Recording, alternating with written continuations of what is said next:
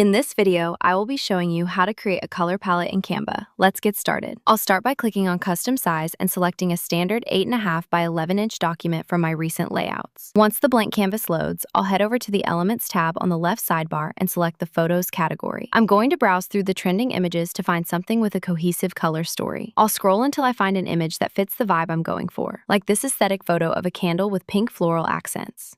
I'll click to add it to my page, then right-click and select Set Image as Background to fill the entire canvas. To start building my manual palette, I'll go back to Elements and add a simple circle. I'll resize it to be much smaller and move it toward the top left corner. I'll then duplicate this circle several times, lining them up vertically until I have a row of 5. Once they are in place, I'll group them together and adjust the alignment to make sure they are perfectly centered. Now for the magic. I'll click on the first circle and open the Color tool. You'll see a section called Photo Colors where Canva has already extracted the main shades from my background image. I'll go down the line, clicking each circle and assigning it a different color from that list, ranging from light creams to deep berry tones. To give the palette a more polished look, I'll select the whole group and add a thin border, adjusting the stroke weight and choosing a neutral border color. If I want an even faster method, I can go to the Apps tab and search for Palette. I'll open the Get Palette app and select my background image. When I click Get Color Palette, the app automatically generates a professional grid of 6 colors complete with their specific hex codes. I'll click Add to Design to place this palette directly onto my canvas. I can then resize and position this grid wherever I need it for reference.